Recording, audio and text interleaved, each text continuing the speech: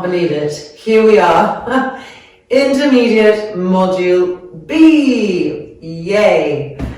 Really happy to be sharing this with you. So, as most of you know, this is a training, an initiation, a making the practice your own and learning how to do that with beautiful structure that's going to support your practice for the rest of your life. At least it did for me. And it's a continuation of Beginners Module A, which went to Beginners Module B, which went to Intermediate Module A, and here we are, Intermediate Module B. So in this module, there are a few different things. First of all, we have 5 practices instead of 4, so getting used to that. And we are bringing back some of the lost poses from Beginners Module B into this practice. And we have a new order in the way that we do our standing poses. Up until now, we've been doing Trikonasana, Virabhadrasana 2, Parshvakonasana, and then turning to the ones where our hips face the short edge of the mat, Virabhadrasana 1, Parshvottanasana, Parivrita Trikonasana, etc. But in this module, having done all the work that we've done, we're ready to challenge ourselves a little more. And so we'll be going, for instance, Trikonasana first, Parshvakonasana, and then Vira 1, and then Vira 2. So the hips are having to turn. They're being less prepared because all the work we did in the past ones have prepared them. And what else do I need to remember to tell you? Oh yes, please read the instructions below. That's where I get to put all the details that I might forget in this moment of filming, and all of the instructions on how to use it. And most importantly of all, my biggest gift to you, the class sequence written up for you so that you can copy, paste, print, and have your yoga file, your initiation file, keeping track of the evolution so that you have it forever, and learning to practice without my accompaniment. So you need a timer, you have your sheet, and you follow it just like a recipe. And this particular module needs to be practiced for 2 months. So there are times where it's going to feel boring because that's what practices sometimes feel like. And there are times where it's going to feel amazing because that's what practices sometimes feel like. And the biggest enemy of really establishing a regular practice is over-enthusiasm or lethargy. So getting that middle path and just sticking to the training through rain or shine. And I will see you for the next module in 2 months' time. Great, so let's begin. We're going to start in Sukhasana on some height. The right ankle crossed in front of the left. Widening our sit bones apart and also pulling them back. So it's a diagonal pulling backwards of the sit bones. So we're sitting on the inner edge of the sit bones now. And the palms turned open to the sky. The face serene. The shoulders relaxing. Soft, smooth inhalations and exhalations. Relaxing the ankles, relaxing the feet. Relaxing the knees and the thighs. And pressing down into the dorsal hands that are resting on the thighs in order to lift the chest up. To feel that gentle vibrancy coming to the heart.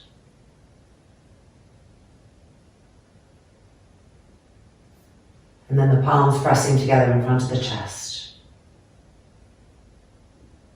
Re-relaxing the face. Making sure that the trapezius muscles are going down the back. Offering the heart up to the sky. Starting together with one more. Inhale. Om.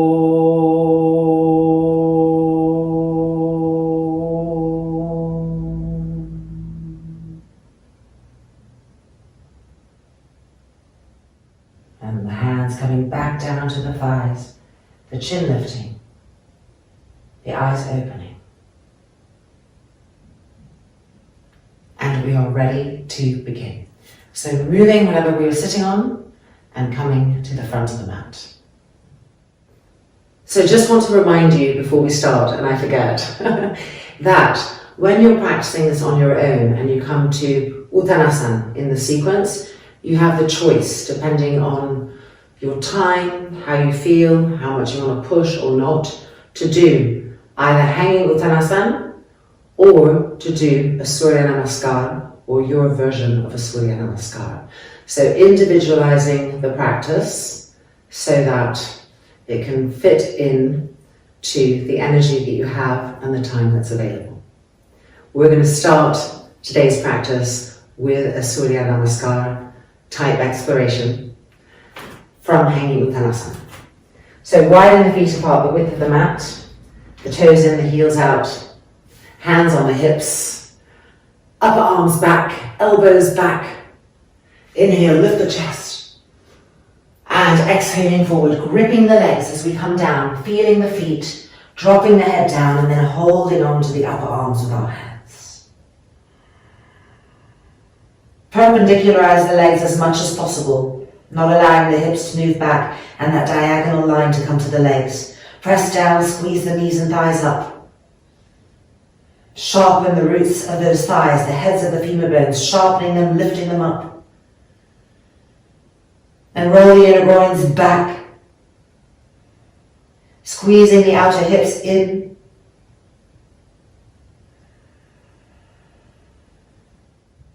And now looking up, releasing the arms, placing the hands on the mat, and stepping back to Adho Mukha Svanasana with the heels lifted, the knees bent, and the buttocks lifted. Stretch the arms and push back away from the hands. Lengthen the back of the neck. Lift the heels higher. Femurs coming into the hip sockets as the buttocks lift more. And with an exhale, straightening the legs. Re-lift the heels. And now lift the toes up too. Push the shins back, push the thighs back. Re-lift the buttocks. And press the shoulder blades into the upper back as you release the neck and the head.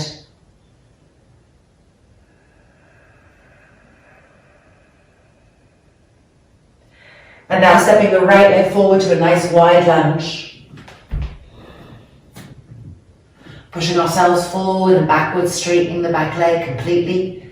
If you can come and do that on the forearms, go ahead and come onto the forearms.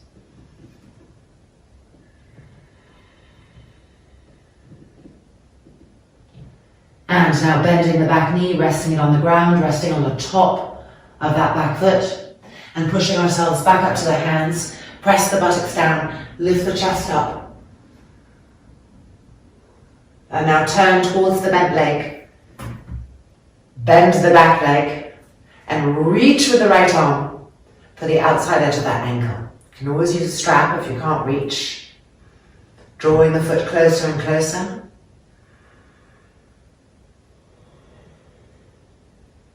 Even and smooth breath diffusing everywhere. Keep trying to press the buttocks down to lift the chest up.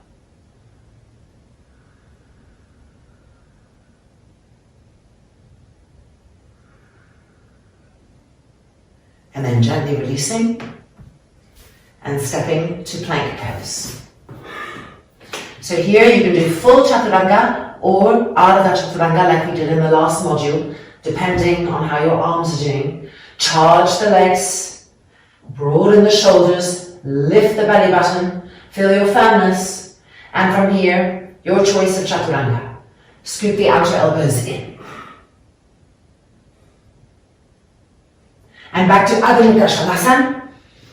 Lift the heels, bend the knees, lift the buttocks to the sky.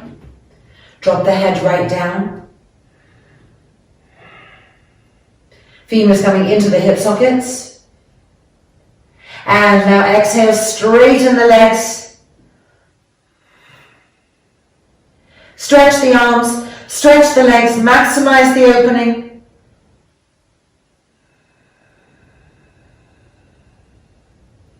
And now stepping the left leg forward to a nice wide lunge. Coming forward and backwards, being on the forearms if you're able to get down. Squeezing that back inner knee tightly.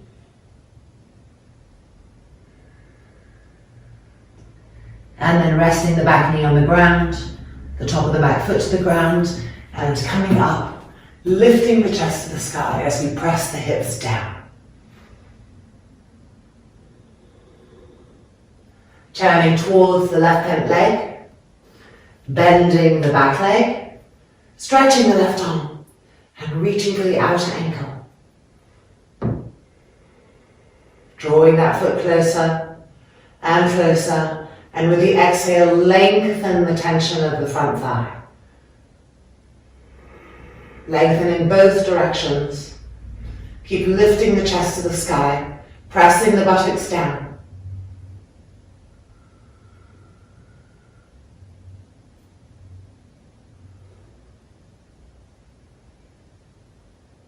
And then the leg unfolding back to the ground. We're going to bring this leg forward to find our Uttanasana. Stepping the right leg forward, feet the width of the mat, the toes turned in, the heels out. Dropping the head down. Changing the cross of the arms. Hanging Uttanasana. Divide the heels into two, the back heel and the inner heel, and press the inner heel down firmly and re-grip the knees and the thighs up. And now pull with your hands on the elbows, pull to stretch, to lengthen, to go with gravity with the trunk.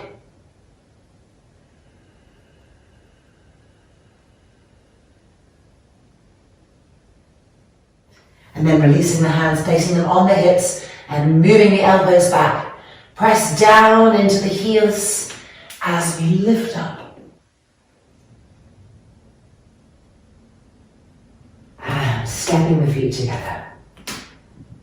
Tadasana. Lengthen the collarbones. Relax the face.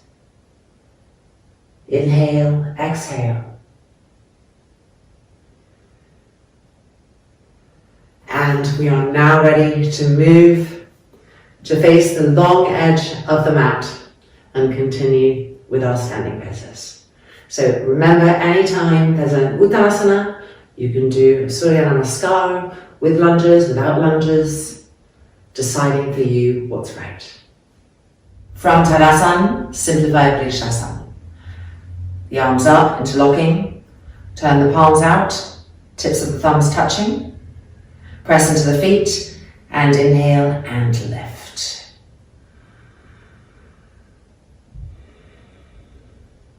Pressing down to lift up. Observe the joints. What are the knees doing? What are the elbows doing?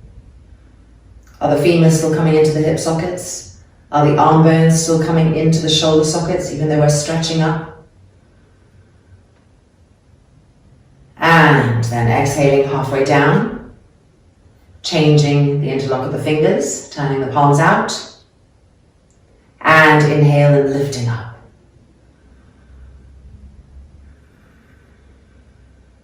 Press the inner heels even more firmly into the ground and grip the kneecaps up, grip the thighs up, stretch the arms to stretch the armpits.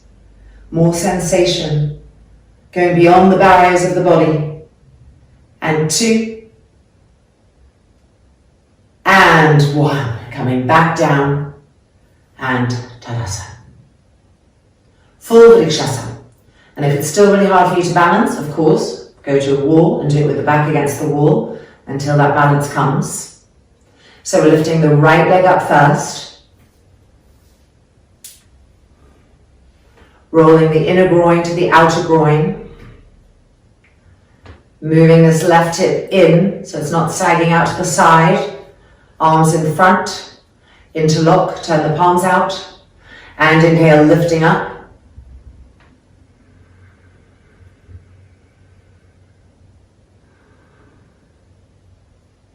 Keep the foot pressing firmly against the inner thigh, Stretch the arms higher and higher.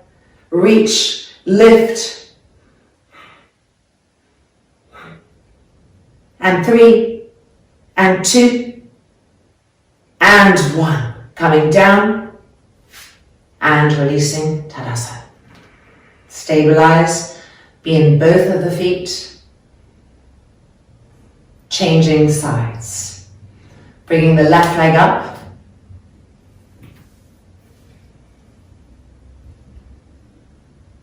The inner groin rolling to the outer groin.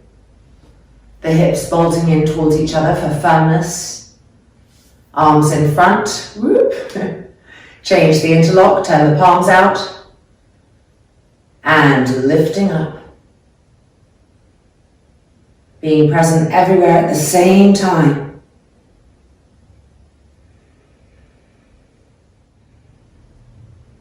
Press down to lift up even more. Feel the armpits opening. And 3, and 2, and 1. Coming back down and releasing Tadasana. Utthita Trikonasana. Bending, and you can step if you prefer. Otherwise, jumping. Nice wide stance. Turning the right foot open, aligning as we know how. Push into the outside edge of that back foot, particularly the back heel. Grip the legs up, inhale. Exhale, reaching to the right. Right buttock bone coming forward. And coming down, Utthita Trikonasana. Make sure not to overextend this top arm back, and it gives you a false sensation that you're really twisting. Keep the fingertips really facing the sky, the arm bone coming into the shoulder socket, and twist the trunk. From the base of the trunk, the navel twisting, and then the top of the trunk twisting, and 3, and 2, and 1. Inhaling up, turning to the left. Establishing presence in the outside edge of that back foot. Grip the legs. Inhale. Exhale, reaching to the left buttock bone coming forward, not poking out. And coming down, finding Utthita Trikonasana. Make sure the outside edge of that back heel is pressing down firmly, that the front heel is pressing down and forward. As you twist, observe this top arm. Have you pulled it back too much? Center it and twist from the trunk, from the pubic bone twisting up, through the belly button twisting up, and then to the top trunk twisting up, and 2, regrip the legs, and 1. Inhaling up, turning the feet in, and jumping or stepping the feet together, Tadasana. Our next pose, contrary to what we've been doing until now, is straight into Parshvakonasana. And jumping, getting that width. Right foot turning open, aligning, gripping, lifting the chest. Inhale, exhale, back arm alert, inhale. Exhale, reaching, finding stage 1, turn the top arm, and extend full pose. Make sure the outside edge of that front thigh is pushing into the arm. Now turn and twist, first from the pubic bone, then through the belly button, then the top trunk. Make sure you're still pushing into the outside edge of that back heel. And the front heel is pressing down. And 2, stretch your waists. And 1, coming back up. And turning to the left-hand side. Having the right distance. Alertness everywhere. Inhale. Exhale. Inhale. Exhale, reach. Windmilling, finding stage 1. Turn the top arm and extend. Full pose.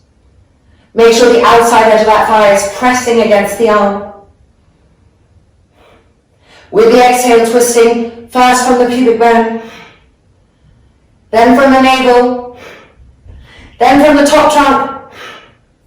Push into the outside edge of that back foot and stretch the waists.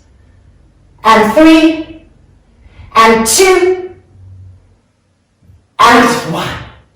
Inhaling up. Turning the feet back. Stretch the arms again. And jumping the feet together. Tadasana. Coming to face the short edge of the mat. Hanging Uttanasana or Surya Namaskar, your choice. I'm going to do hanging Uttanasana. Turning the toes in, the heels slightly out. Hands on the hips, legs firm. Inhale. And exhaling forward. Holding off the upper arms, dropping the head right down. The feet pressing down into the ground. The kneecaps lifting up firmly. The femurs coming into the hip sockets. Now pull with those hands to lengthen, to pull the elbow tips down. Pulling, pulling, pulling. Stretch the back, stretch the waist. Relax now the face completely. The crown of the head to the floor.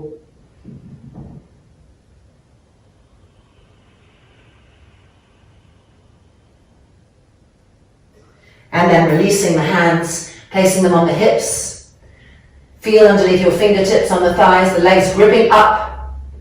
Press into the feet. Inhale up. And stepping the feet together. Tadasana.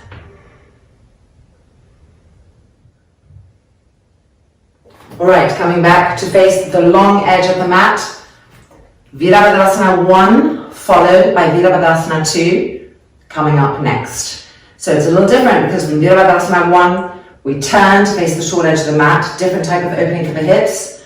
And then we come back to Virabhadrasana 2, which is more like Trikonasana and Parshvakonasana, which is why until now we've done those 3 together. Just kind of prepping the femur bones, the hips, the groins in that way. So now you'll be required to come into alignments that are in you, don't worry, because you've been following this course, and they'll come in and we're transitioning from different openings at a faster pace.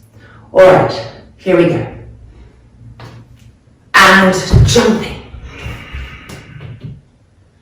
rolling, lifting.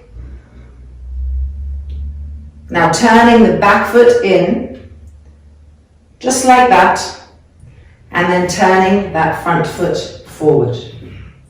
Widen the feet apart.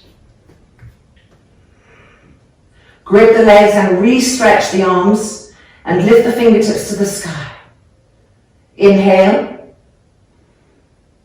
and exhale, make a square. Keep pressing into the outside edge of that back heel. Try to roll the back thigh in so the hips turn more and absorb that front femur bone into the hip socket. Tailbone forward and pull the arms up and back to bring that length and openness to the front chest. And 3, and 2, keep stretching the arms, and 1. Inhale, turning back through the middle. Widen the feet, re-stretch the arms, and to the left, turn the back foot in, and the front foot forward. Widen the feet apart. So re-stretch the arms, grip the legs, inhale, and exhale. Absorb the femur bone into the hip as you exhale down. Reconnect with the outside edge of the back heel firmly. Roll the back thigh in to turn the hips. That front femur coming in.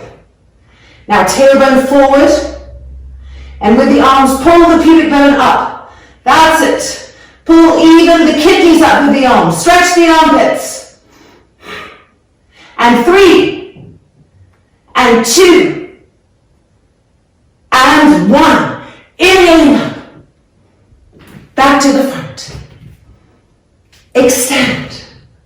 Roll the hands back in, extend, and jump the feet together. Tadasana.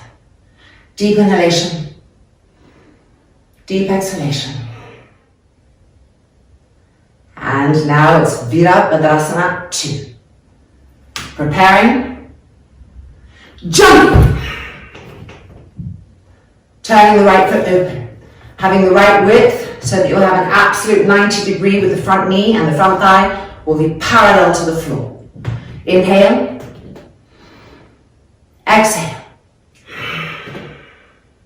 Extend that back arm and turn the organic body out the length of the back arm. Check your front thigh and turn the head over the front arm. Press down into that front heel and press down and back with the outside edge of that back heel. Lift the chest.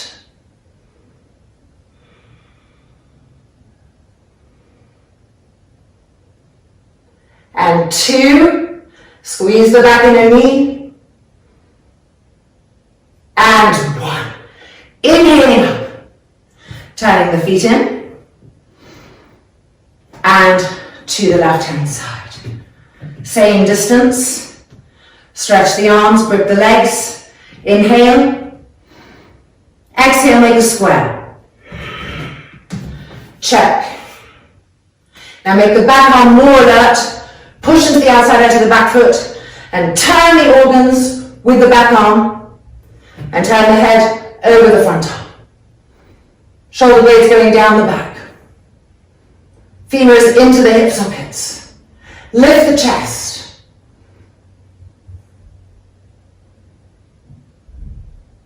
And 2. And 1. Inhale. Turning the feet in and jump or step the feet together. Tadasana. Turning to face the short edge of the mat, hanging Uttanasana or Surya Namaskar. If you're doing hanging Uttanasana, following me, elbows back, legs gripped, inhale and exhale. Femurs coming into the hip sockets. And changing the cross of the arms from the first time. And dropping the head down. Try to perpendicularize the legs more and more. Bringing the hips a little bit forward and re-gripping the knees and the thighs up.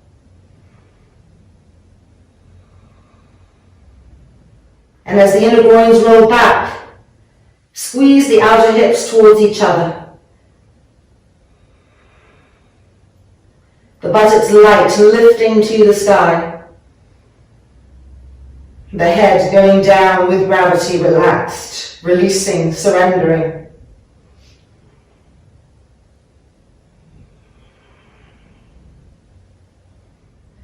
And the hands coming back to the hips. Re-grip the legs if they've forgotten themselves, elbows back. Inhaling up. And exhale. And stepping the feet together. Tadasana.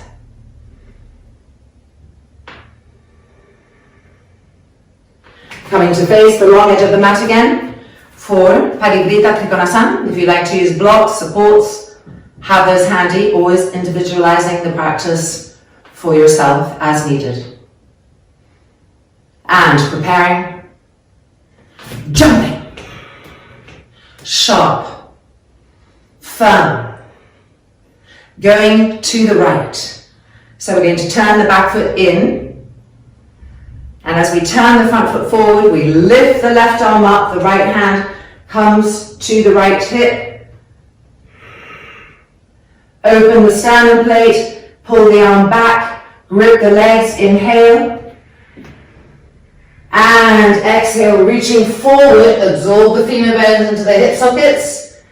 And then coming down, hand in position, pressing against the outer shin as we turn and twist and stretch the right arm to the sky.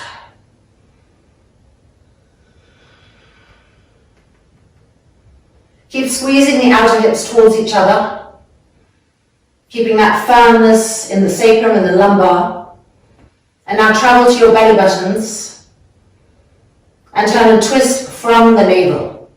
The left navel going to the right with each exhale. And just like Trikonasana, make sure you're not overextending that top arm back, that the fingers are facing to the sky. The top of the arm bone is coming into the shoulder socket, and you're really twisting from the trunk, starting with the navel.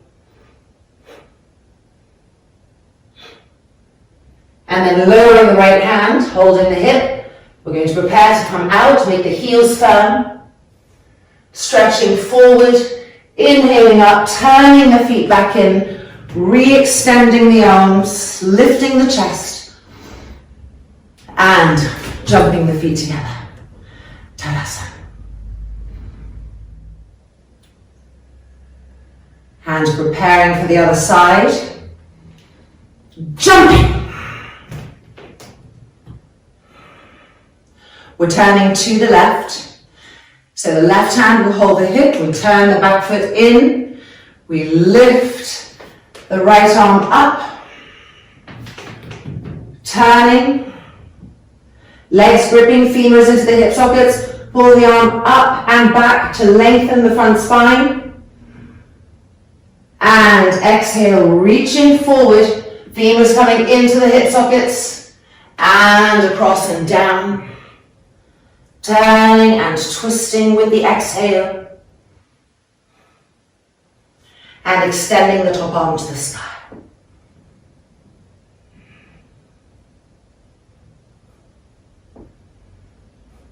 Now squeeze the outer hips towards each other, keeping the lumbar area firm. And travel to the belly button.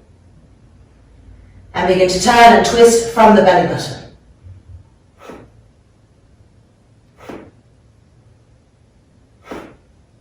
Make sure that top arm isn't over twisting.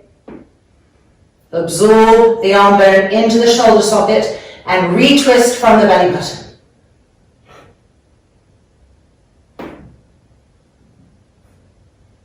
And then lowering the top arm to the hip, preparing to come out. Make the heels firm for our exit. The arm stretches forward, coming up, arms extending,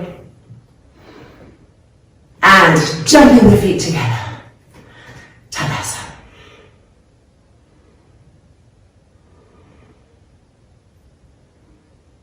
Parivrita Parsvakarasana, preparation 1, 2, and 3 next. So we're coming to kneel on our mats. And if your knees and your shins and the tops of your feet are sensitive, you can always lay your blanket out here for a little bit of padding. And if you know or think that you might need a block, have a block always handy, so it's just there for you. All right. From here, press into the tops of both feet, outer arms back, and with your thumbs on the buttocks, press forward. Feel the chest open. Now move your weight more to the top of the left foot in order to step the right foot forward. Place the heel right underneath the knee so that the shin is perpendicular. Parivrita Parsvakarasana, stage 1. Inhale the arms up to Urdhva Hastasana, and then palms together, cross one thumb over the other. And exhale, twisting to the right. The outer left arm finds the outer right thigh. Stage 1.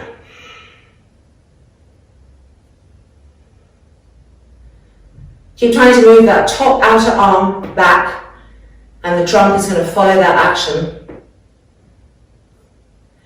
And now go to the belly buttons and start to twist from the navel.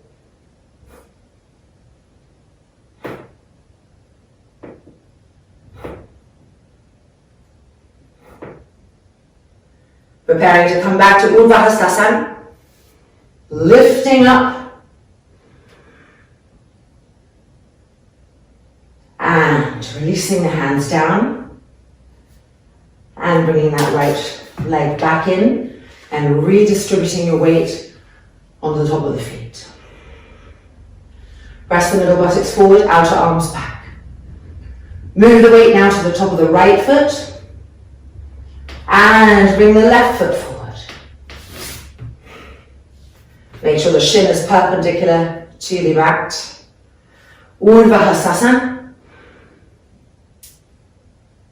And exhaling, Parivrita Pashvakonasana, preparation 1.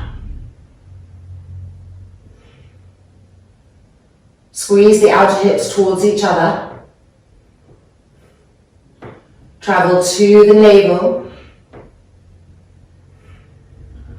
And with your exhale, twist and turn the right navel to the left.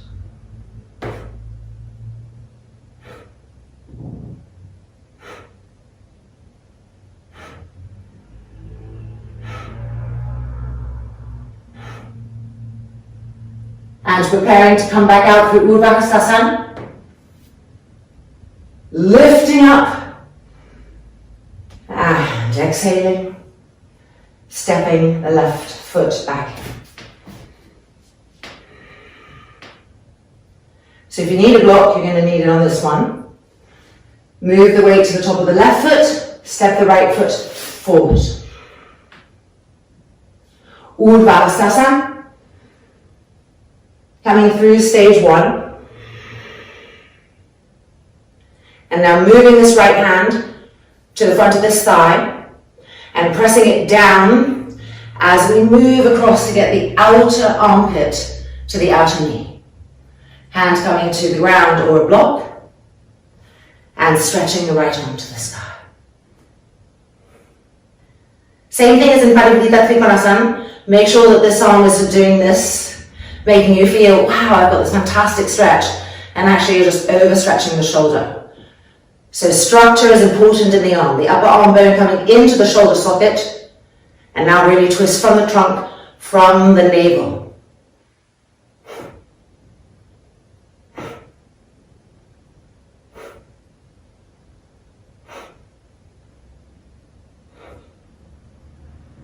Hand coming back down through stage 1, back through Urdhva, lift and arms down.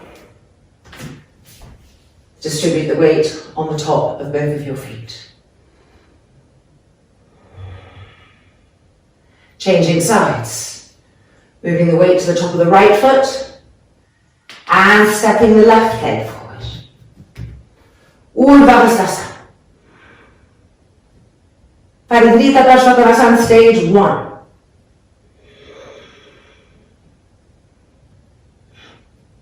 Now the left hand comes to the top of the left thigh, presses down so that we can twist further and get the outer armpit to the outer knee.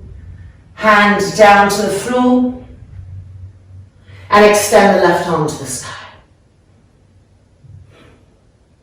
Making sure that you're not overextending the arm.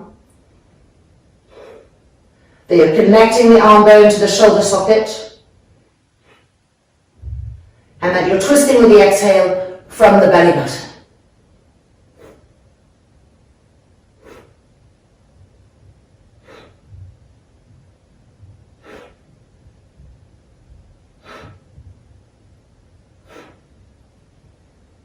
And then lowering the top arm, coming back through stage 1.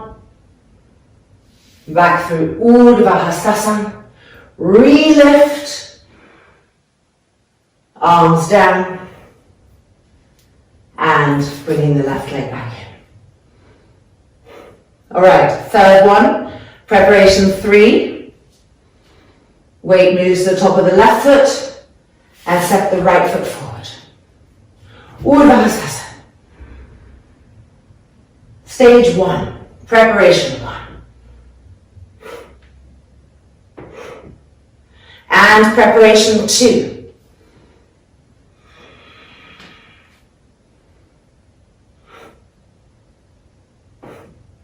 And now turning the top arm from the root of the arm, from the shoulder, and extending to preparation 3.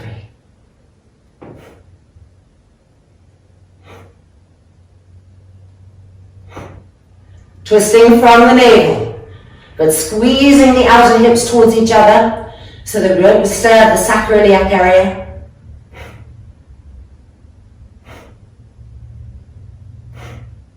Stretch that top elbow.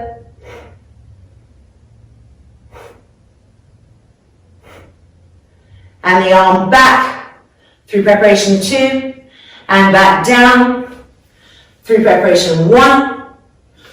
Urdhva and down and kneeling.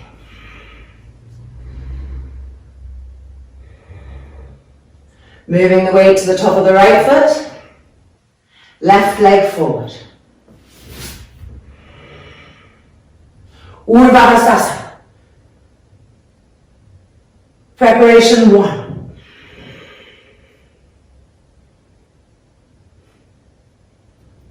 And preparation 2, the left hand pushing the thigh down as we come across, and then the left hand arm up to the sky. Now turn this top arm so the palm faces forward. Draw the head of the arm bone into the shoulder socket, keep it there, and extend the arm diagonally over.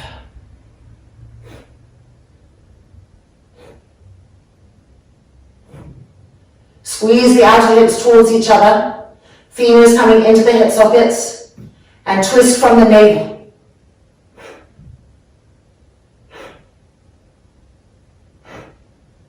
Keep straightening that top elbow.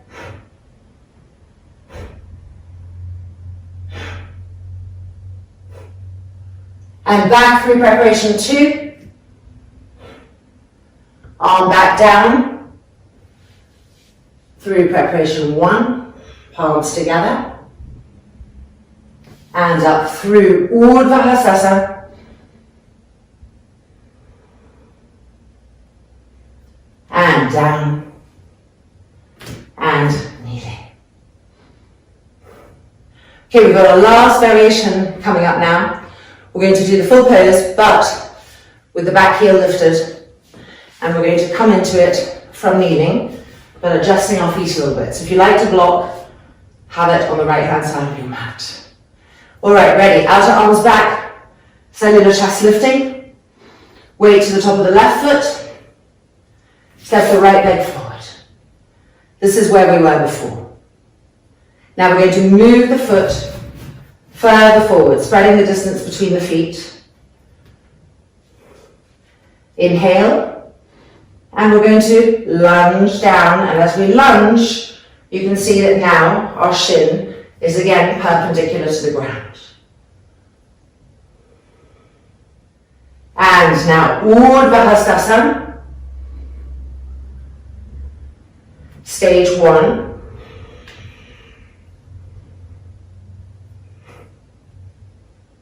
Squeeze the outer hips towards each other. Right hand to the top of the right thigh, pressing down. Stage 2. Femurs still coming into the hip sockets. And now turning the back toes under and straightening that back leg, squeezing the back inner knee. Then turn the top arm from the root of the arm and extend.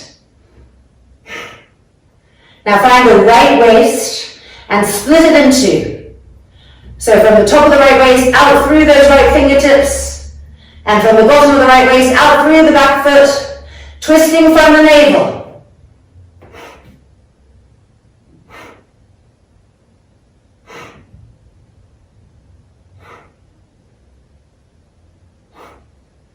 And the arm back up, bending the back knee.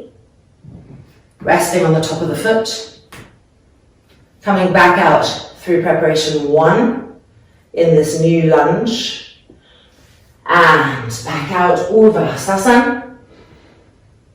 Bring the foot back in, Hands down, hands on hips, and the leg back in. All right, the left hand side, outer arms back. Re-lift the chest. Weight to the top of the right foot. And exhale the left leg forward. Move the foot further away, preparing to lunge. Inhale and exhale. Squeeze the outer hips. Femurs into the hip sockets. Urdhva. Preparation 1. Twisting.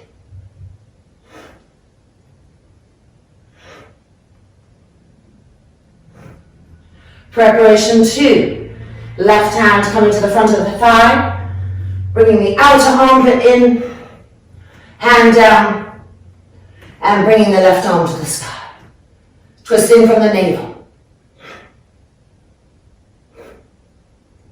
And now turning the back foot under. And charging that back leg. Squeezing the back inner knee. And twisting.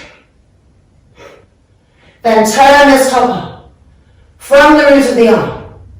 Keep the elbow connected into the shoulder socket and extend. Find the left waist and split it in two, both going in opposite directions. That's it, maximize those opposite directions and twist from the navel.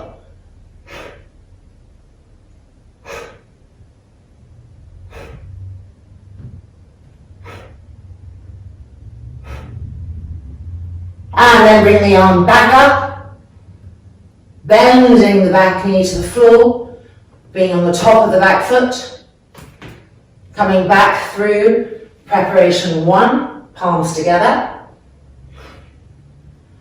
Urdhva.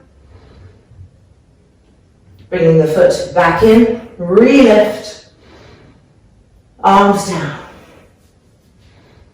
and back to kneeling. Sitting on the heels. Okay, Adho Mukha Svanasana, downward dog. Spreading the palms, spreading the fingers. And exhaling back. Lift the heels first so that the buttocks get their lightness. Keep lifting them up to the sky like balloons lifting up. And now pressing the heels down to the mat and keeping the lightness in the buttocks as best as we can. The front thighs ironing to the thigh bones, not hanging away from them. The arms dynamic, pushing ourselves away from the heels of the hands.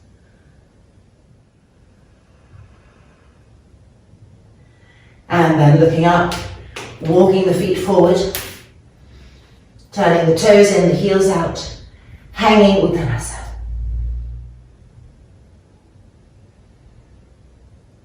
Pull the elbow tips down. Perpendicularize the legs. And as the inner groins roll back, squeeze the outer hips towards each other and suck the femur bones into the hip sockets.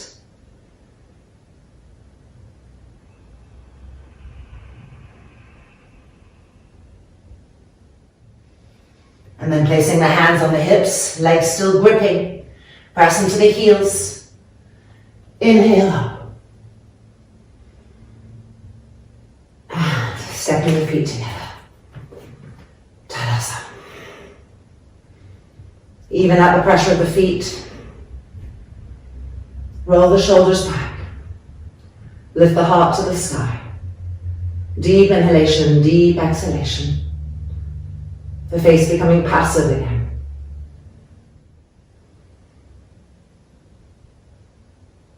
And turning back to face the long edge of the mat.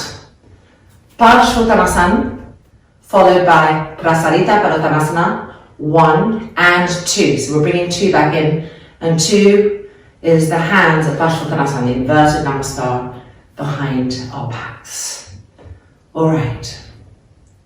Preparing. And jumping, extending everywhere. Feel as if rays of light are just emitting from you. And the more awake and alive your cells are, the more powerful the light shines. Bring the hands behind in an inverted namaskar. As best as you can. It's okay if you can't get all the way there, bit by bit, practice by practice. Turning to the right. So first of all, turning the back foot in, moving the weight into the back foot so that we can then turn the front foot forward. Roots of the femur bones firm. Front heel pressing down and forward. Back heel pressing down and back. Lift the cellular chest. Outer arms back. Inhale. Exhale. As the legs and hips move back, the trunk is coming forward. Feel that action. Legs and hips back. Trunk extending forward. Femurs coming into the hip sockets the whole time.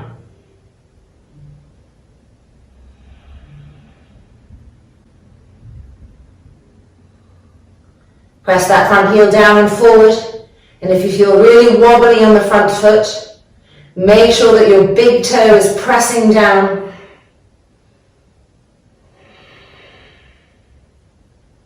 Outer arms back. Back heel pressing down and back. Back in a knee, squeeze tightly. And 2.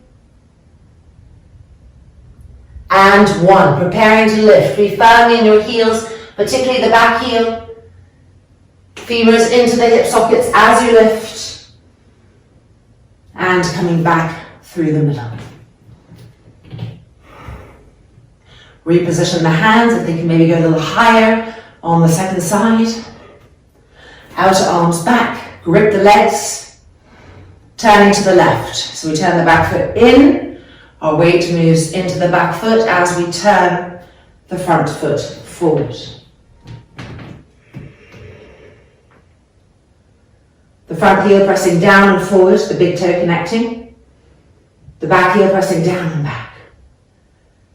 Lift the cellular chest to the sky. Outer arms back.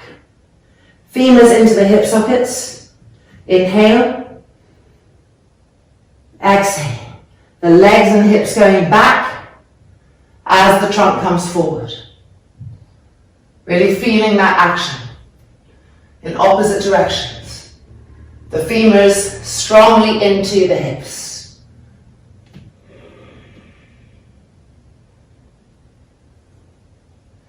Keep gripping the quadriceps up to keep the femurs coming into the hips with intention.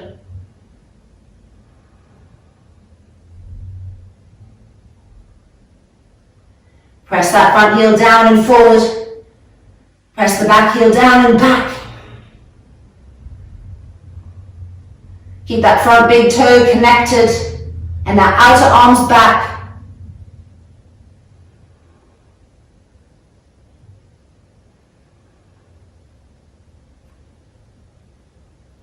Preparing to lift, being firm and present in the back heel. Femurs coming in as we lift up. Turning back to the front and releasing our hands, placing them on the hips. Turn the heels out slightly, lift the inner arches, grip the legs, push the middle buttocks forward, lengthen the front spine, inhale, exhale, Prasarita Padottanasana, stage 1, fingertips underneath the shoulders. Re-grip the femurs into the hip sockets. Press down into the fingertips to move the chest forward and to dig the back ribs in.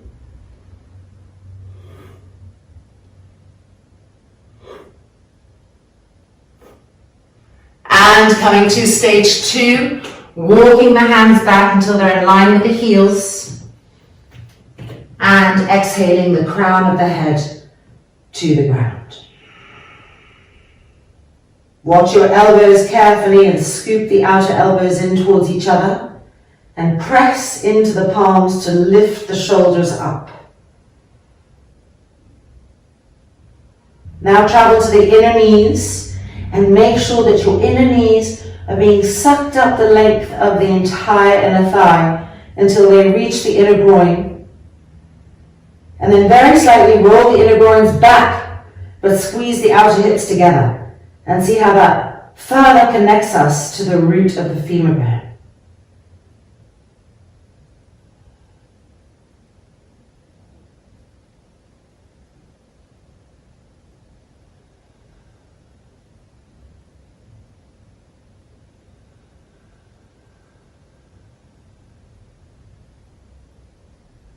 Inhale, looking up. Regrip those legs, hands on the hips. Push through the feet, elbows back, chest lifted. And then release the hands and bring the hands behind in an inverted namaskar. Prasarita Baladharasana number 2. Outer arms back. Grip the femur bones up, inhale. Exhale.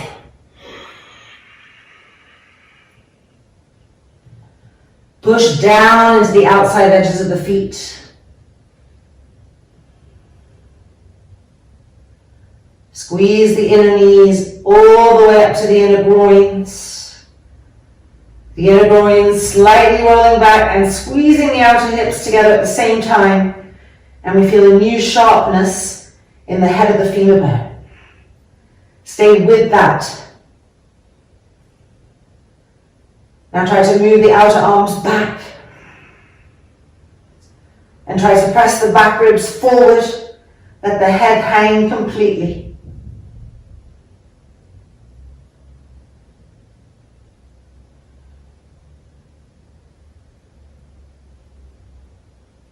Preparing to come up. Inhaling, back up. Outer arms back. Exhale, releasing the hands. Turning the heels in, the toes in. And then jumping the feet together. And finding Tadasana. Being in stability here. Relaxing the brain again. And coming to face the short edge of the mat. The feet broad, firm, the heels pressing down. Hands on the hips, roots of the thighs coming into the hip sockets. Inhale, exhaling forward. Hanging Uttanasana.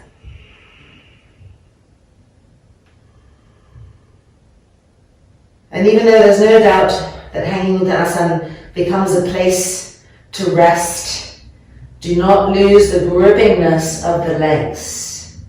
Once it becomes second nature, that sharpness, that contraction.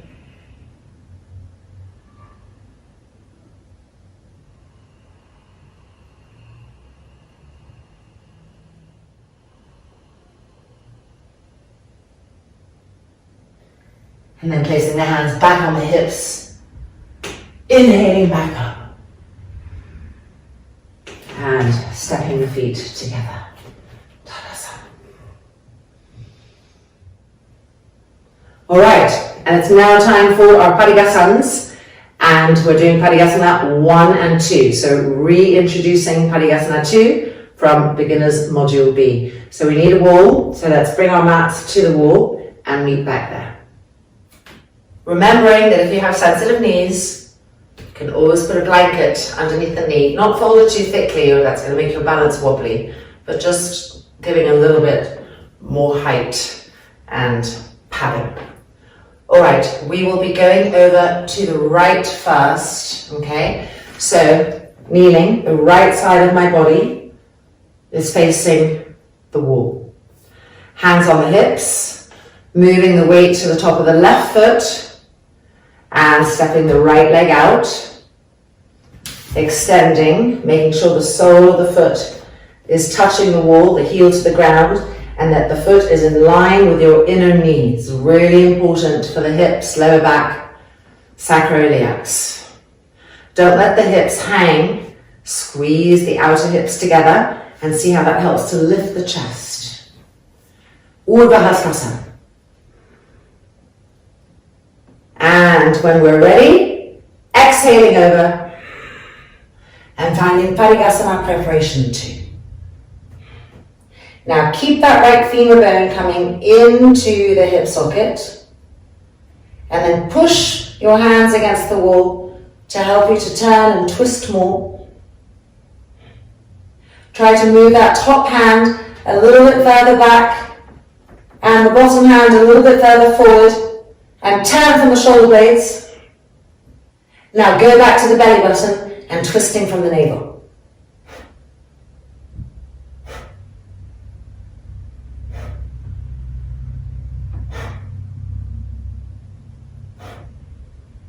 Preparing to come up, inhaling up, Urdhva Hastasana, squeeze the outer hips again, and exhaling down, foot back in, and to kneeling. Turning around, changing sides. Padikasana, preparation 2. Moving the weight onto the top of the right foot, and stepping the left foot out. Extending the sole of the foot to the wall, and the foot in line with your inner knee. Roll this thigh open so the kneecap faces the sky and femur bones into the hip sockets. Squeeze the outer hips. Urdhva Hastasana. Lifting, stretching, squeeze the outer hips, lift the chest. And exhaling over. Padikasana preparation 2. Femurs coming into the hip sockets. Trying to move that top hand back and trying to move that bottom hand a little bit forward to help you to turn the scapula. Now finding the belly button and twisting from the navel with the exhale.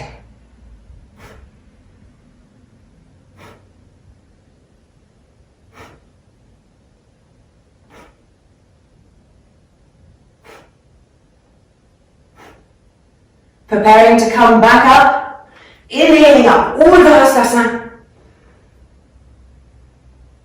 And the arms down, hands to the hips. Bring the foot back in and back to knee.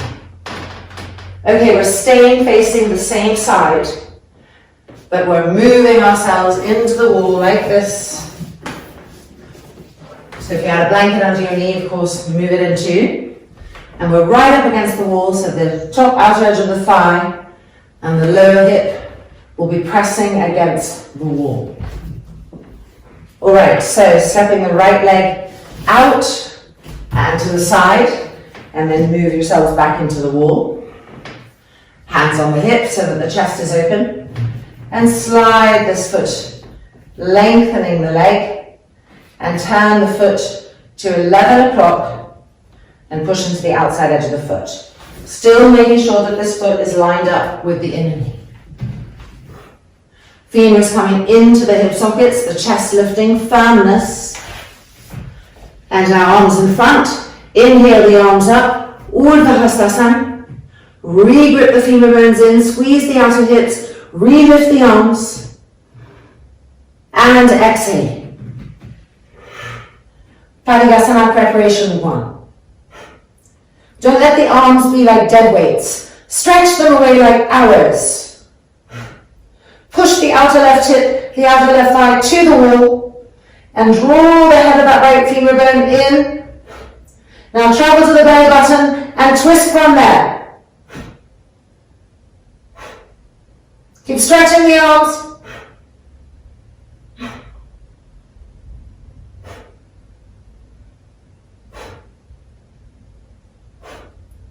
And then back up. Arms back in. And bringing the foot back. And kneeling. Changing, turning around. Parigasam, preparation 1 on the other side. Bringing the left foot out, making sure that our outer top right thigh and hip are pressing against the wall. Extending the leg and turning the foot in slightly. So it's like 1 or 2 o'clock. And push into the outside edge of that foot.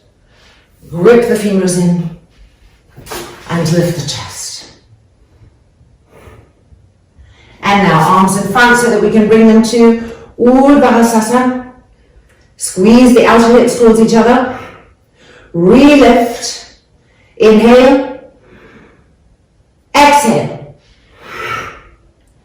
Push the outer hip to the wall and extend the trunk away from that. The arms helping to pull you away over and over again. Nothing passive here. That left femur bone coming into the hip socket. Twisting, turning. Now traveling to the belly button and twisting from there with the exhale.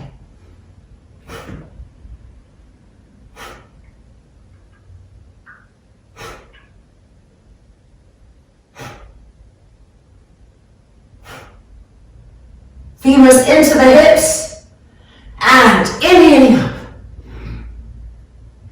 The arms coming down, the leg coming back in and back to kneeling.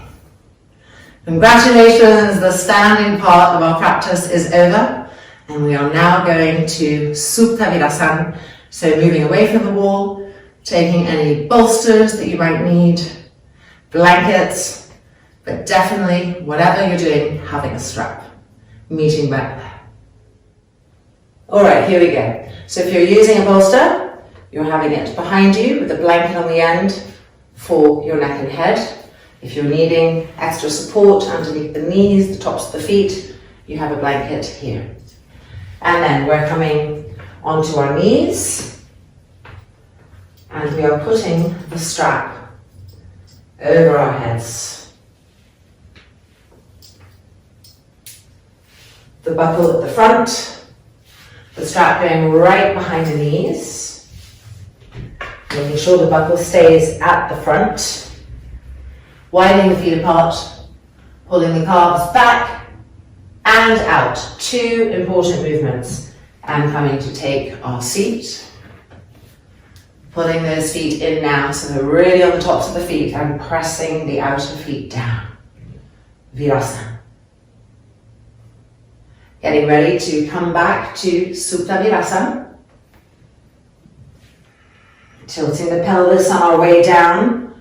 Really important action for the lower back and for the organs.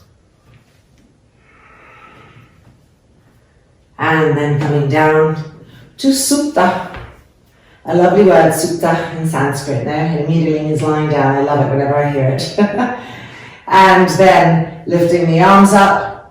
And if you're on a bolster, you're going to bend the arms and bring the arms above you. And if you're on the floor, you're going to cross the thumbs and stretch the arms back.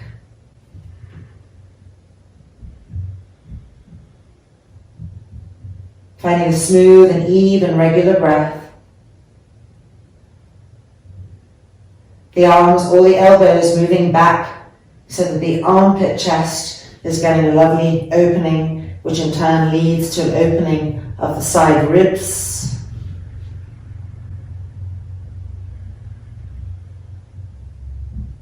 Keep ironing the front thighs, the curvingness of that muscle, down to the thigh bone.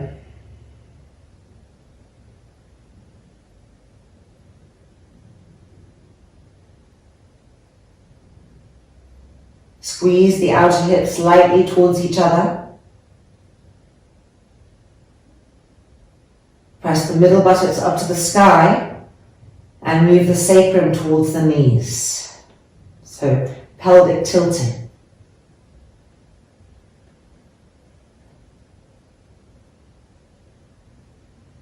As the arms pull and we felt the armpit open and the side ribs open, we can now feel the waist starting to lengthen. And when the waist lengthens, then the abdominal cavity is starting to lengthen. And that's a beautiful thing because inside the abdominal cavity are all of our organs. So we're bringing them an experience of new spaciousness.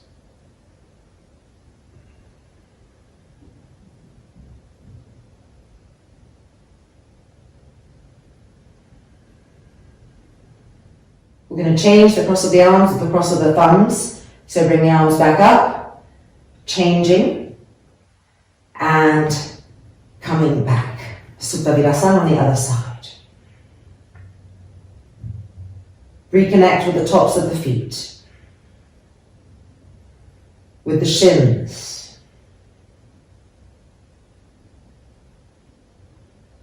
Re-densify the thighs downwards.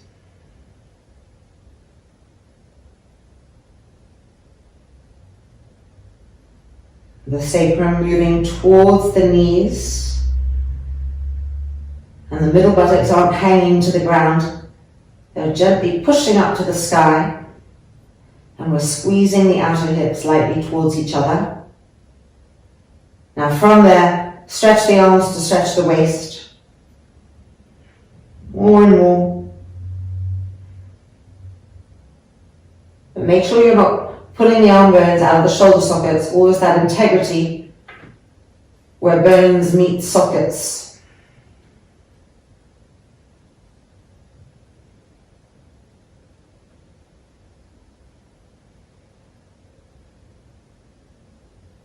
Keeping all of that vibrant, alert and expanding more. Completely relax the face without relaxing the body.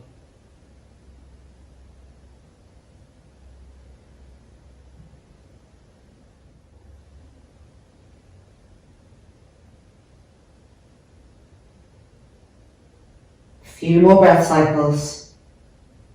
Keep lengthening, keep broadening.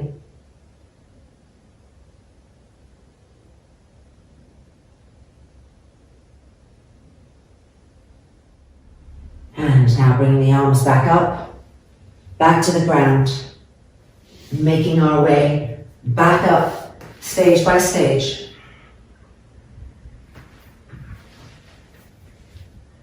When we come to Virasana, we need to lift the buttocks and move them slightly back so that we're no longer sitting on the back of the buttocks, we're sitting right on the sit bones, widening the sit bones apart. And here we are in Virasana, outer arms back. And time for Yoga Mudrasana in Virasana. So we're just going to loosen the strap so that we can widen our knees apart. Staying as much as possible in Virasana, pulling the feet back in, preparing to come forward. Pull those front ribs up so that we don't shorten all that lengthening we've got in the abdominal cavity. Exhaling. Lengthening the arms, no bends in the elbows. The inner elbows facing the sky. Inching our way forward as we integrate the femur bones into the hip sockets.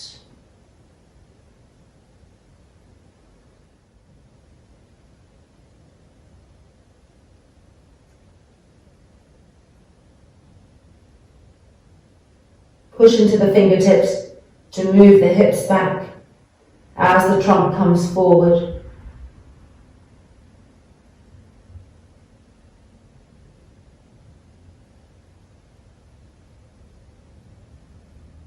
And then walking our hands back in, lifting the buttocks up. You can just move the strap like that. And from here, just stretching the right leg out, integrating the knee openings, and then changing the left knee out.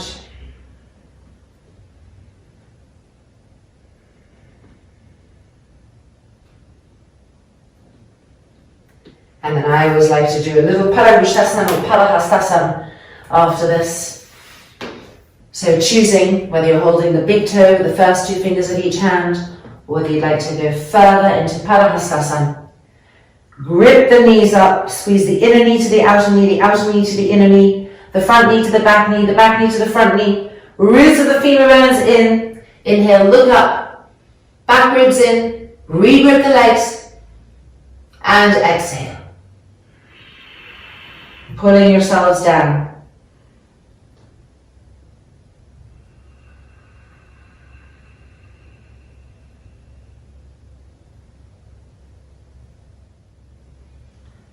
And then lightly bending the knees, fingertips to the floor.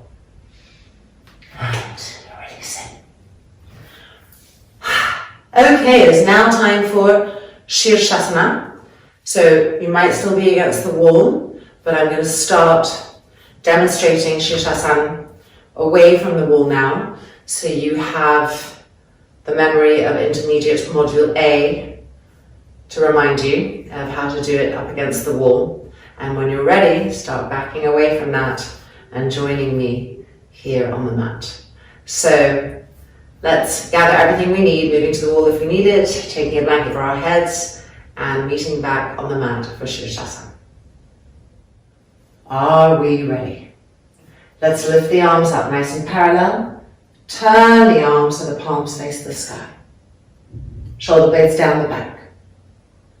Bend the elbows and hold onto the shoulders. Scoop the outer elbows in, shoulder blades down the back. Bringing the elbow tips to the blanket. Forearms down, interlocking, and press the tips of the thumbs together.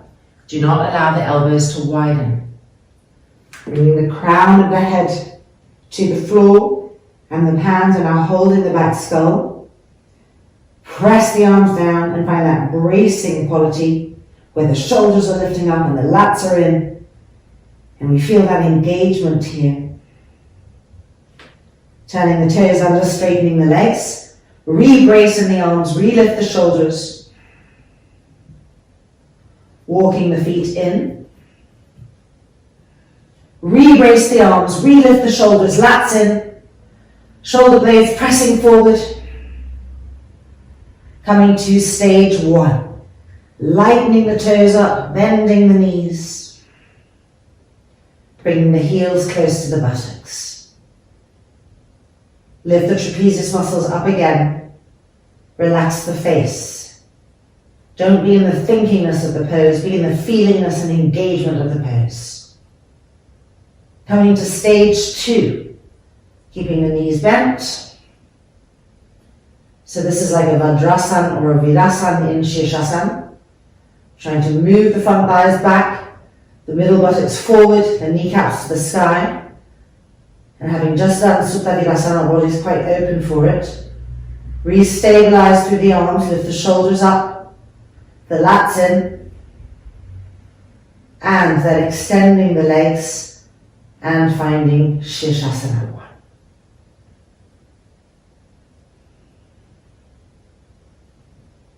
Establish presence through breath so that the breath will help you be everywhere at the same time.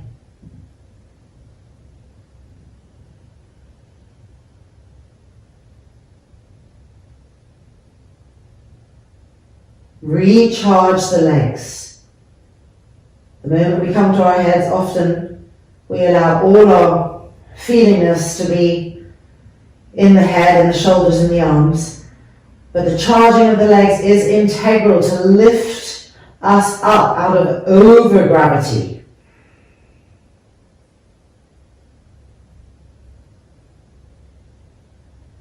Now keep the big toes, the inner big toes touching, and slightly spread the heels apart. Just a little bit, don't over-exaggerate.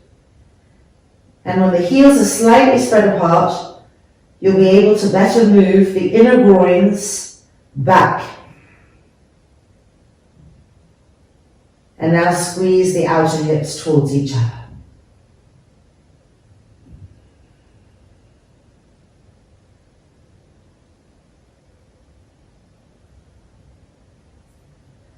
Re-lift the trapezius muscles. They tend to creep down towards the ears.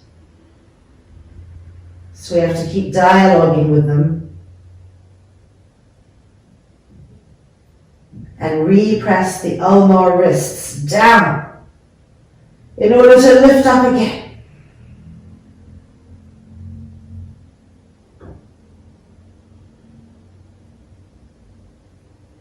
Check that your knees really feel straight, that your ankles feel sharp.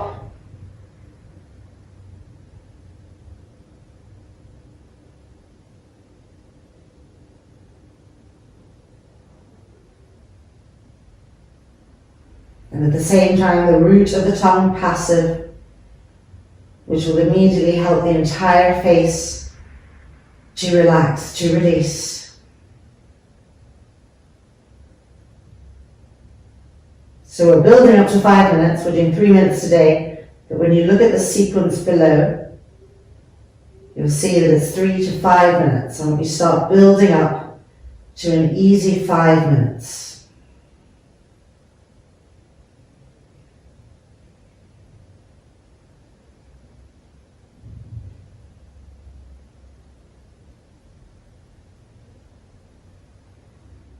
Preparing to come down through our stages. First, re-brace the arms. Now bend the knees. Stage 2. Now bring the knees to the face. Stage 1. Re-lift the shoulders.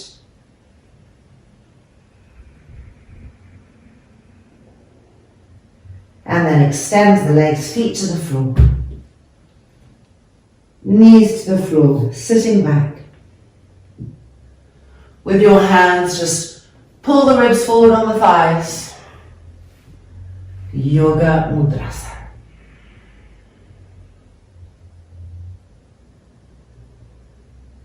Roll the right upper arm to the right, the left upper arm to the left, so that the neck is clear from the shoulders cramping it. Don't let the elbows bend, lift them up. Extend out through the fingertips. The hips moving back, the trunk moving forward.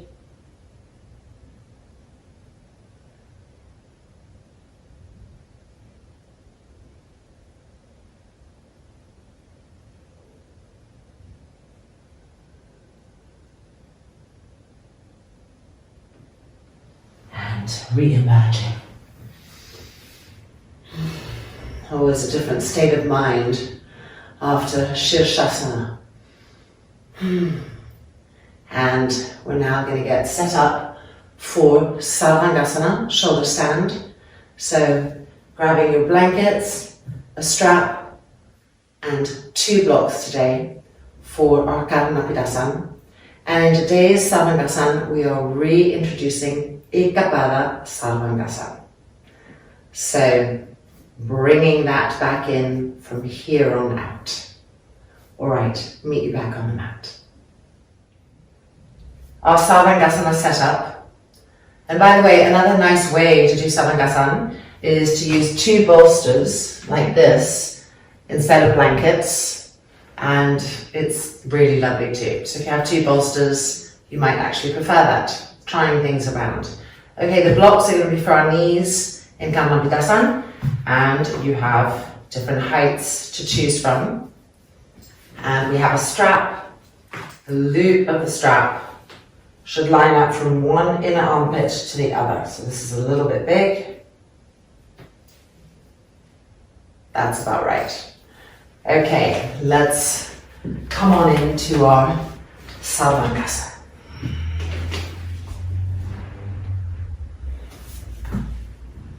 Having the strap on the side, easy to access from an upside down position.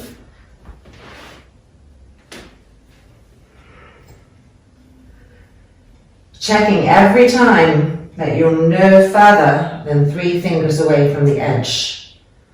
Little habits come in very easily, and if we don't keep that beginner checkingness, they, like weeds, they kind of take root.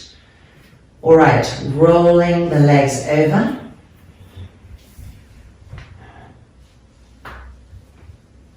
Shoulders opening. Time to put our straps on. So finding your loop. Of course, after giving you a little warning about having the loop handy, I'm here searching for it. Okay, there we go. Arms through the loop. Above the elbows, interlocking the fingers, stretching the arms, and moving the weight to the left shoulder so we can really lift the right shoulder up and roll it back more. And do the same with the left. So now you should feel that the back armpits, the energy of the back armpits, is traveling up through the armpits and fountaining up through the front armpit. Press the arms down. Press the front thighs up. Release the hands and place them on the back. Through stage 1, bending the knees to the buttocks. And then through stage 2, bringing the kneecaps to face the sky. So we're finding again a Virasana in our Sarvangasana.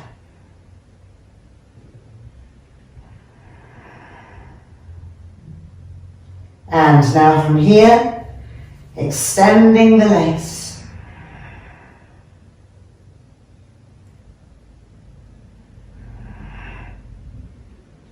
We can see our feet in Sarvangasana, so we can really keep an eye on if they're fully blossoming and rising up and bringing that anti-gravitational lift.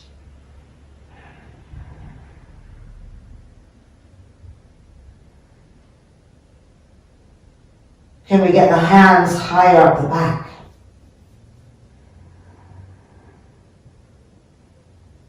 Pressing those back ribs in. Now keeping the inner big toes lined up, slightly spread the heels apart, just a little bit, so that you can roll the inner groin to the back groin. And now squeeze the outer hips towards each other and feel again the roots of the femur bones.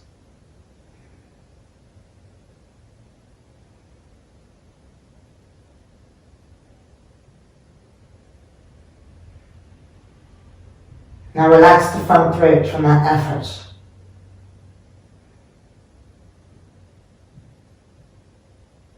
Relax the chin, the jaw, the cheeks.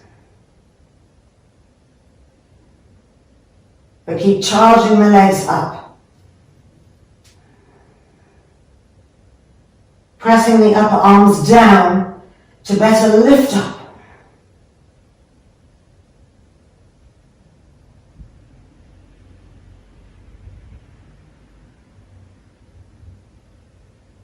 Make sure the trapezius muscles aren't hunching towards the ears. Clear them back towards the elbows.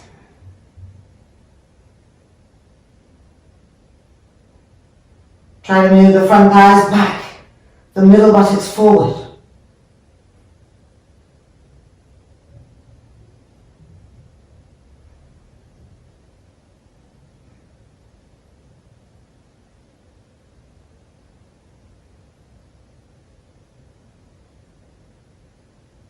Check that your heels haven't glued shut again. Slightly widen the inner heels apart, the inner groins rolling back, the outer hips squeezing in. The femurs coming into the hips, charging up.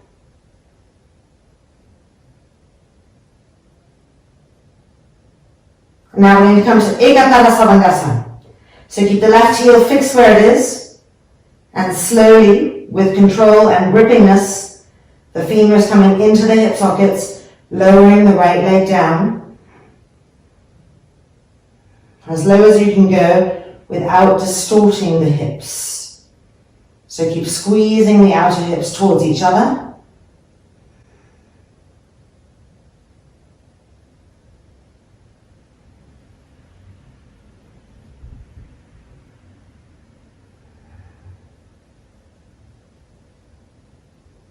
Roll that left thigh in a little bit. The inner groin's moving back. The outer hips squeezing towards each other.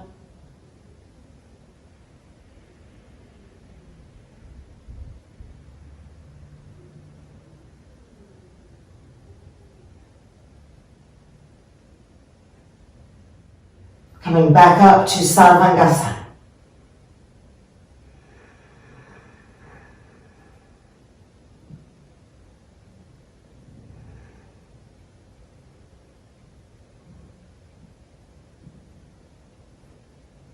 And Ekapada Sarvangasana on the left hand side. Right heel fixed against an imaginary wall. Femurs coming into the hip sockets even as the leg descends.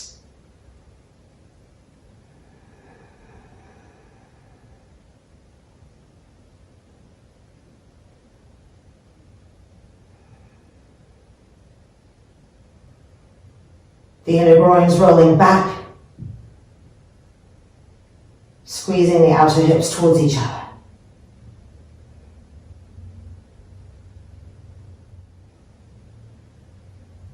Keep using the hands to press the back ribs in and up.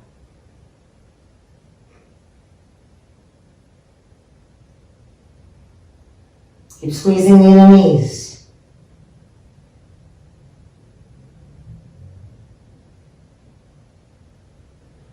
And then coming back up to Sarvangasana. So Sarvangasana, like Shirshasana, is something that we want to work to get to a minimum of a 5-minute hold. So hopefully you've purchased your timers and you're working from your practice sheets with the timer. Coming down through our stages. Stage 2, bend the knees, Virasana in Sarvangasana. Stage 1, knees coming towards the face. Unfolding. We can take the straps off the arms. Interlocking the fingers behind the back. Halasana.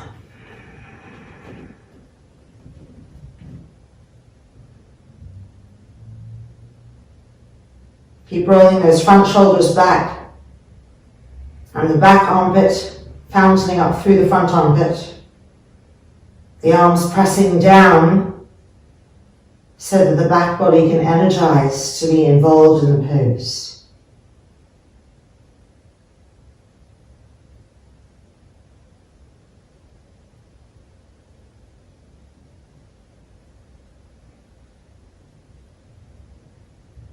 Femurs coming into the hip sockets.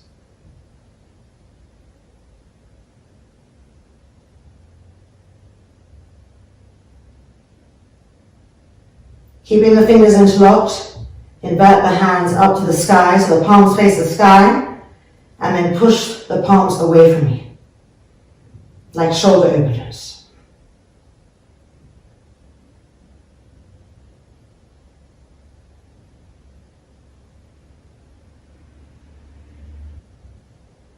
And then turn the hands back in, keeping the same interlock. This time invert the hands, the palms going to the floor. So you have to bend the elbows, turn the hands, and then push the hands away from you from the other direction. And always one side is harder than the other side. Femurs into the hip sockets.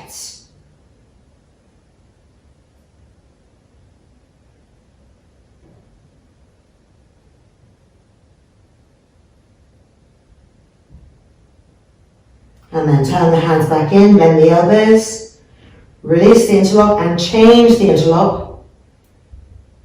And extend the arms, halasana on the other side. Make sure you roll the shoulders up again.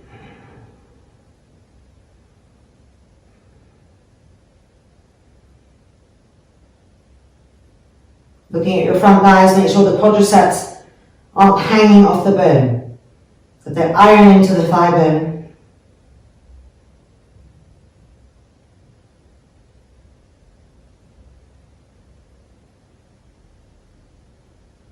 The arms are pressing down, the back armpits fountaining upwards to the front armpits.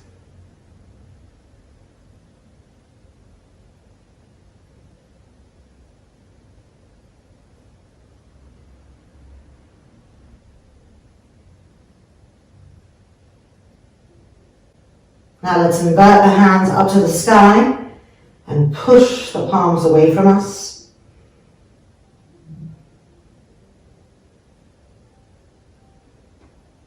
Keep the fingers coming into the hip sockets, the inner groins roll into the sky, and the outer hips squeezing towards each other.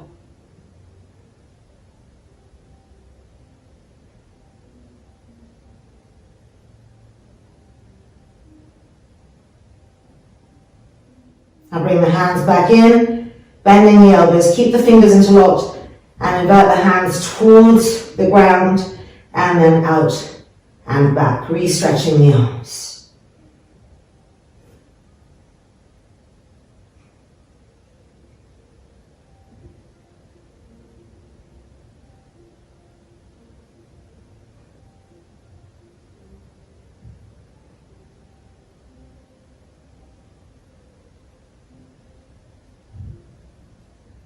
Turn the hands back in, release the hands.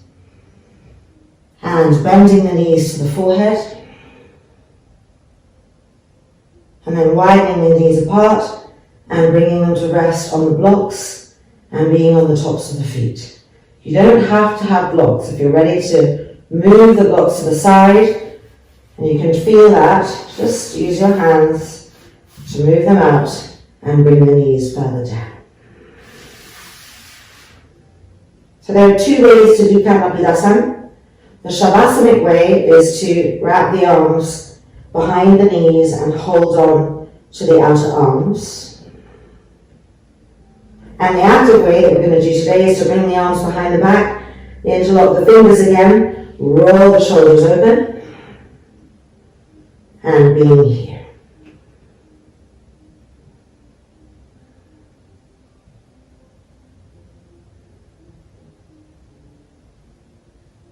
Keep pressing the arms down so that the back body stays alive and intelligent and useful. Femurs into the hips.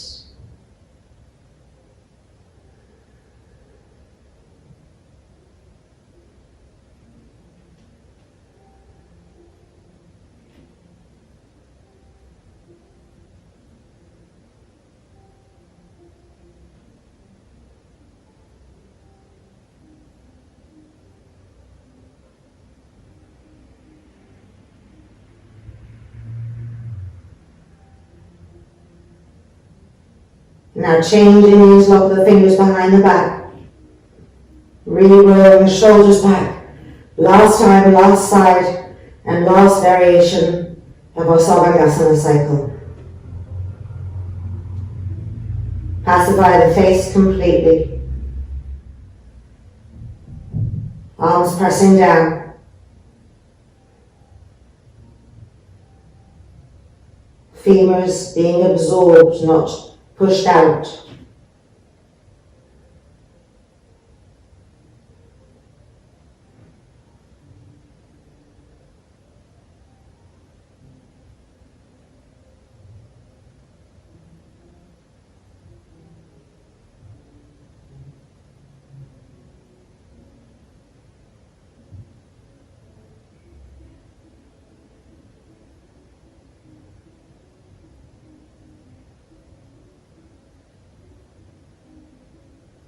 And now releasing the hands in order to gently come out one vertebrae at a time. And immediately moving ourselves back, and it's called the Situ Bandha Sarvangasana exit. If we move forward, it's called the Shavasana exit, and if we move back, it's called a Situ Bandha Sarvangasana exit. Knees resting against each other. Allow the energies of that last pose to settle.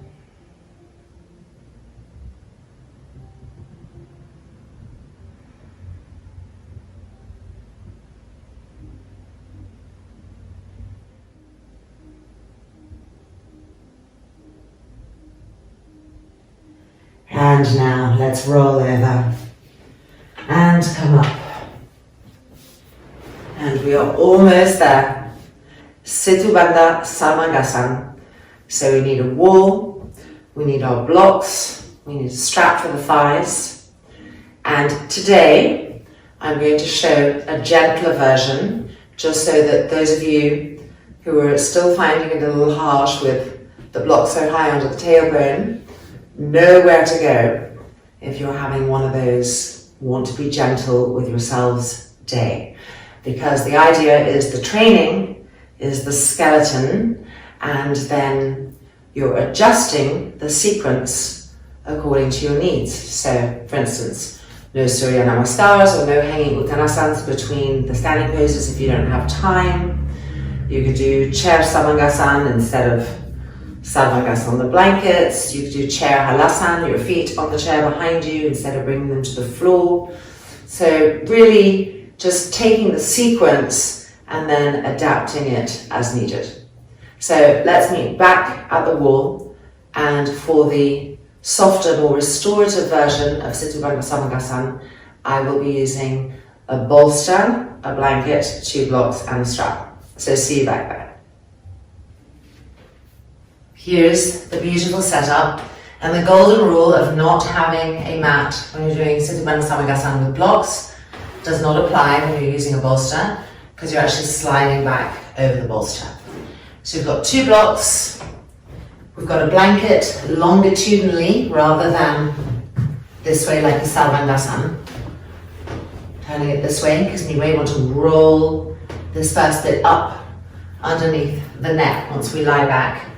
And we have our strap. So we're going to put the straps over the legs, just like a regular Setu Bandha Samangasan.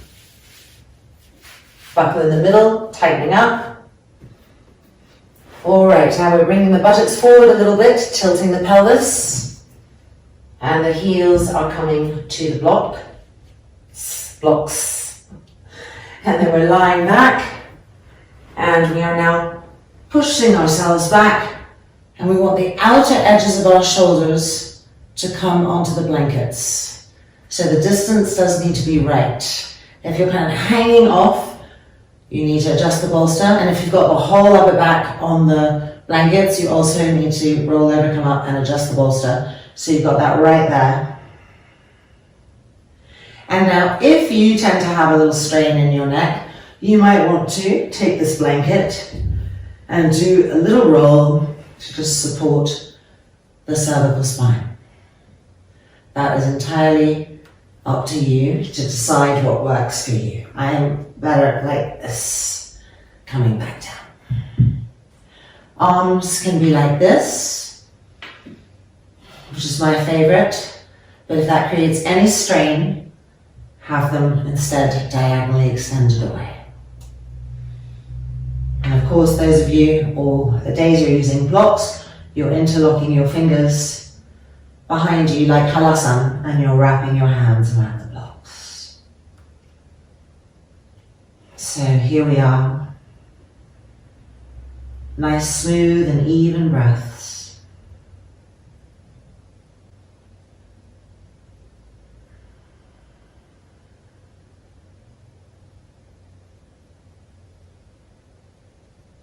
Keeping the heels active,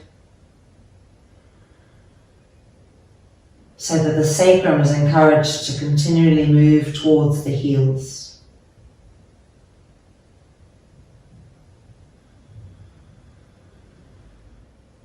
And feel the beautiful opening of the chest, of the sternum, of the side ribs.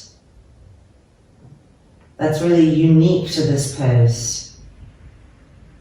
Preparing our bodies, preparing our minds for back bends to come in the future.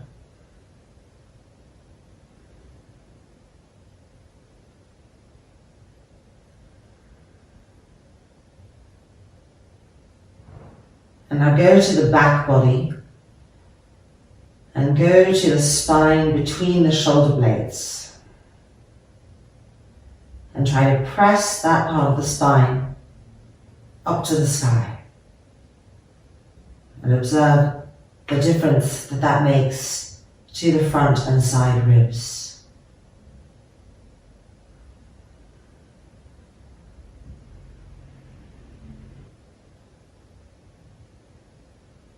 Now even here, the inner groins are slightly rolling down towards the ground, and then the outer hips are squeezing in. And that creates the balance. The femurs in the hip sockets.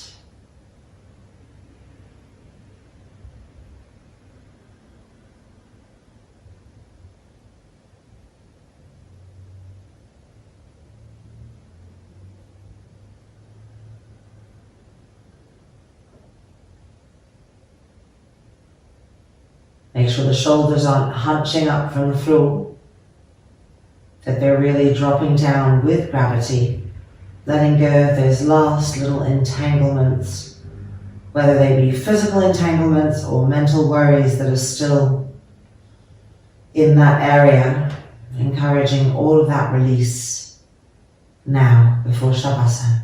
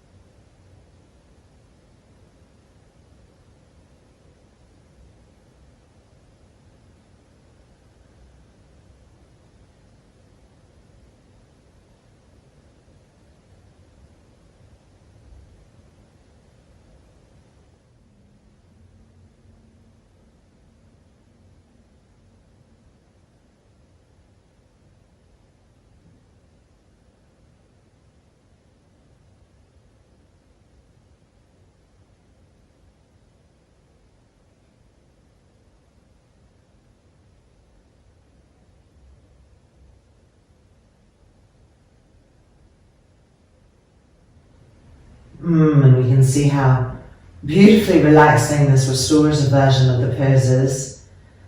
Okay, preparing to come out. So moving the arms, bending the knees, the feet to the mat. And now we're just going to roll over to the right and push ourselves back up and take the strap off. So don't get addicted to the restorative version. I just want to make sure to thread in variations throughout our training so that you know how to use them. But the baseline is to come back to blocks, to bricks, and do it that way. All right, finally, the moment we've been waiting for, Shavasana. So getting everything that you would like to use for your Shavasana, and let's come back and meet on the mat. In intermediate module A, we did our Shavasanas with blankets under the knees a lot. So feel free to take that if that worked for you and you continue to really enjoy that and benefit from it. I'm going to do classic Shirshasana today. So lying down, moving the buttocks towards the heels, so that the lower back is resting on the earth. Rolling each of our shoulders back and tucking the shoulder blades up. The trapezius muscles going down the back so that the neck feels that it's lengthening out of the trunk. Adjusting so that the back body feels even, that it's resting evenly on the mat. And now just making fists with your hands and crunching your toes and bending your knees a little bit and getting all tight, tight, tight, tight, tight, tight, tight. And then exhale, release and relax completely. Close the eyes. And resting in Shavasana.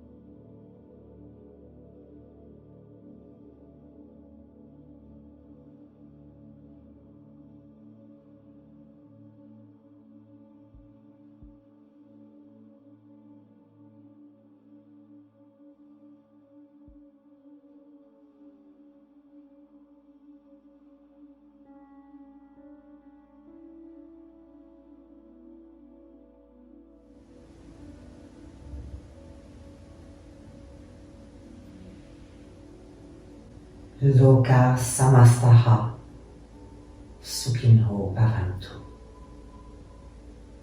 Om Shanti Shanti Shanti.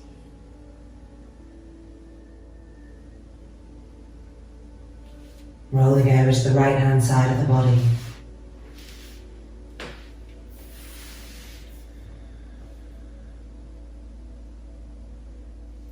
And then pushing ourselves back up.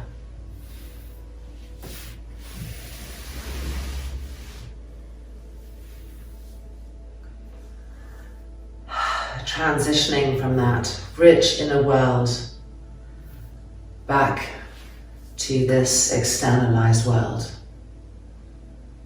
Feeling cleaner, purer in body, mind, heart, intelligence. I hope that you enjoyed your practice. I can't wait to hear about your experience as you integrate this new training, this new practice into your lives. And I'm here to answer all questions. Namaste. Be well.